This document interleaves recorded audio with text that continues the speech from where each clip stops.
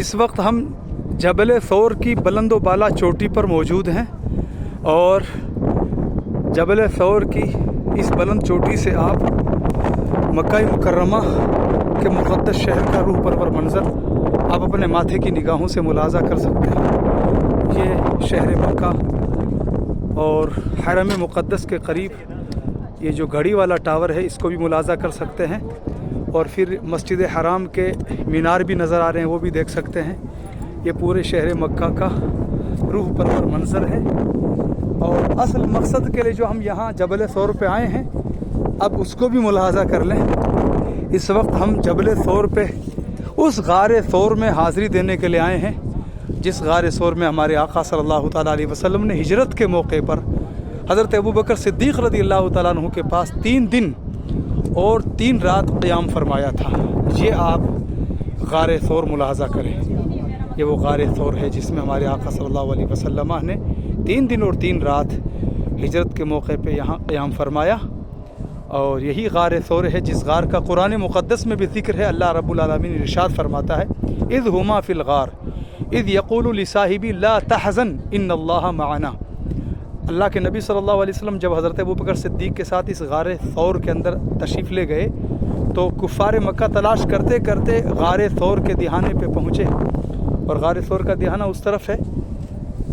وہاں کھڑے ہو کر وہ آپس میں گفتگو کرنے لگے کہ ہو سکتا ہے محمد عربی اور ان کے ساتھی ابوبکر صدیق اسی میں چھپے ہوں گے، تو تلاش کرتے کرتے آئے، باتیں کرنے لگے، لیکن کسی دوسرے کافر نے کہا کہ نہیں، اس میں تو بھلا کوئی اندر کیسے جا سکتا ہے، یہاں تو درخت بھی ہے۔ اور درخت کا واقعہ یہ ہے کہ اللہ کے نبی نے غار ثور کے دہانے پر دوری پہ جو درخت تھا اس کو حکم دیا، تو وہ اس سخت سنگلاخ علاقے کو، اس پتھریل علاقے کو چیرتے ہوئے اللہ کے نبی کے حکم پر غار ثور کے دہانے پہ آ کے جھک گیا۔ پھر مکڑی نے جالا بنایا، کبوتری نے گھونسلہ بنایا، جس کو دیکھنے کے بعد کفار مکہ نے کہا کہ اس غار میں بھلا وہ کیسے آ سکتے ہیں، کوئی اندر کیسے جا سکتا ہے۔ لیکن ہمارے آقا صلی اللہ علیہ وسلم حضرت ابوبکر صدیق کے ساتھ اسی غار ثور کے اندر تشریف لے گئے، اور اس کا قرآن میں ذکر ہے۔ حضرت ابوبکر صدیق کو گھبراہٹ اور بے چینی محسوس ہونے لگی تو اللہ تعالیٰ نے ان کے قلب پر سکینہ نازل فرمایا، جس کا قرآن مقدس میں ذکر ہے اذ ہما فی الغار۔ جب وہ دونوں یعنی اللہ کے نبی صلی اللہ علیہ وسلم اور ان کے ساتھی ابوبکر جب غار ثور میں تھے، اذ ہما فی الغار اذ یقول لصاحبہ، جب اللہ کے نبی اپنے ساتھی ابوبکر سے کہہ رہے تھے لا تحزن، اے ابوبکر تم گھبراؤ نہیں،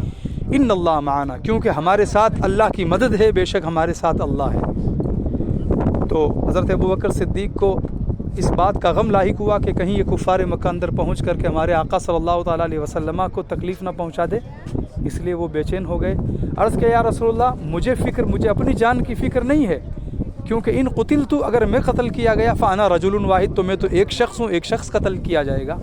لیکن یا رسول اللہ ان قتلت، اگر آپ قتل کر دیے گئے، ان کفار نے اگر آپ کو قتل کر دیا، فہلاکت الامہ، تو پوری امت ہلاک ہو جائے گی۔ تو اس وقت اللہ تعالیٰ نے سکینہ نازل فرمایا حضرت ابوبکر صدیق پر، ان کو بے چینی اور بے قراری محسوس ہو رہی تھی، وہ مغموم ہو گئے تھے۔ تو قرآن مقدس میں اس کا ذکر یوں کیا گیا فَأَنزَلَ اللَّهُ سَكِينَتَهُ عَلَيْهِ، تو اللہ تعالیٰ نے حضرت ابوبکر صدیق کے قلب پر، دل پر اپنا سکینہ نازل فرمایا، تو ان کے دل کو سکون اور قرار مل گیا۔ وَأَيَّدَهُ بِجُنُودٍ لَمْ تَرَوْهَا، اور اللہ تعالیٰ نے ابوبکر صدیق کی اور اللہ کے نبی صلی اللہ علیہ وسلم کی، اللہ تعالیٰ نے اپنے محبوب کی، اپنے حبیب کی اور ابوبکر صدیق کی ایسی فوج سے مدد کی، اللہ فرماتا جس فوج کو تم دیکھ نہیں سکے۔ اور وہ فوج کون سی تھی؟ فرشتے تھے، یعنی کفار مکہ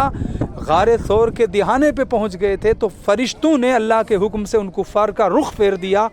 یہاں تک پہنچ کر کے پھر وہ واپس چلے گئے۔ تو یہی غار ثور ہے، آپ اپنے ماتھے کی نگاہوں سے دیکھیں۔ اس سے پہلے